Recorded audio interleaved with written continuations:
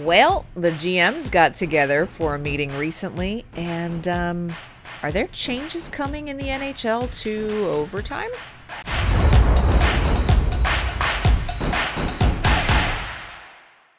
Like they do every year, the NHL's GMs got together for a meeting in Toronto once the Hockey Hall of Fame ceremonies were completed last week.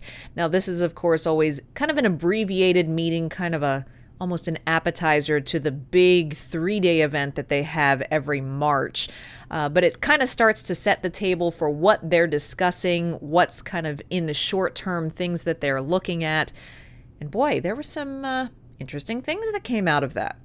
Naturally, one of the things they discussed was cut protection equipment for NHL players, and that's something that I think we're going to hear plenty of conversations about between the NHL and the NHLPA and NHL players and even the AHL or perhaps the ECHL going forward. So we'll table all of that for now until they do more exploration and have more discussions about that. Today's focus, however, is going to be on some topics that came up about potential changes to how the game is played. Starting with overtime.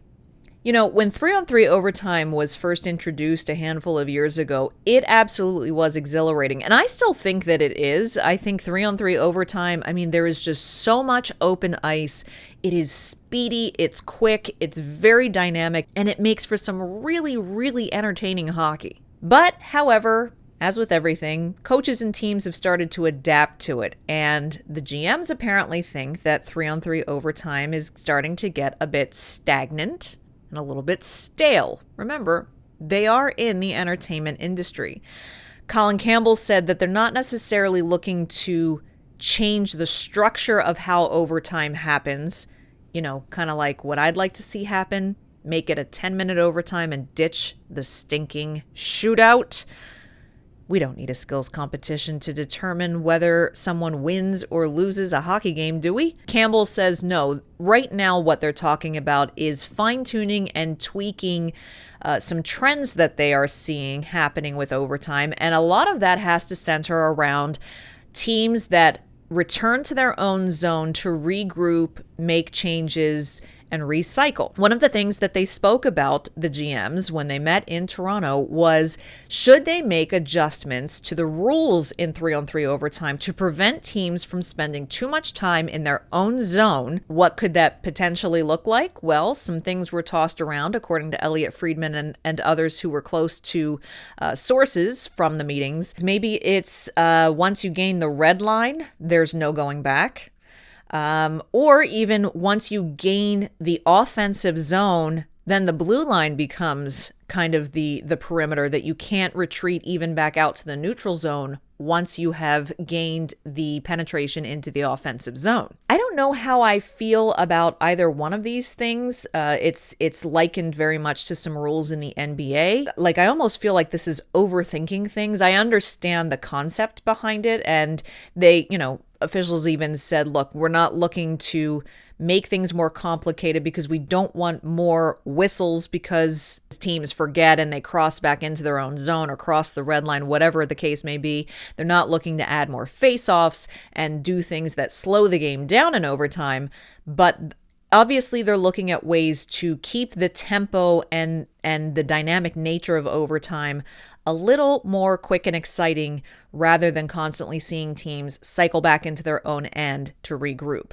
I almost feel like that's a little stifling, but I do understand why they are asking these questions. So the GMs have now been tasked with taking those propositions back to their head coaches and their coaching staffs and kind of talking through it, brainstorming a bit, and seeing what kind of concepts they can bring to the March meetings. And I bet we'll hear more about it after those meetings are completed in the spring. In the meantime, another concept that was allegedly tossed around was the penalty shot. And the question was basically put forth, should it be changed that instead of the player who was interfered with on the attempted shot on goal be the one that gets to take the penalty shot? Or once a penalty shot is awarded, should a coach be able to then decide for themselves who is going to be the player from their bench to take the penalty shot, meaning obviously they would select their biggest scorers, their biggest shootout snipers. I really hope that this does not go through. To me, the penalty shot is an award to the player who was interfered with. And that should be the end of the story. It shouldn't be, oh, well, this team was interfered with, and so the team gets to decide who is going to try to gain an advantage by getting to take the penalty shot. I don't think it should work that way. It's very simple and very straightforward as it is. This is one I hope they don't mess with. So what do you think? Do you like the current format for overtime and the shootout, or would you like to see changes? Do you agree with the propositions that have come up in the recent GM meetings in terms of maybe prohibiting teams from going back into their own zone? Is there something different that you would change about overtime instead? I'd love to hear your thoughts on OT. Leave those in the comments down below. While you're there, don't forget to tap the subscribe button, hit the notification bell, and also be sure to smash that like button for us. And hey, did you miss last week's video where I talked in depth about the fact that I thought that Jaden Struble would be the first defensive prospect recalled to the Montreal Canadiens this season?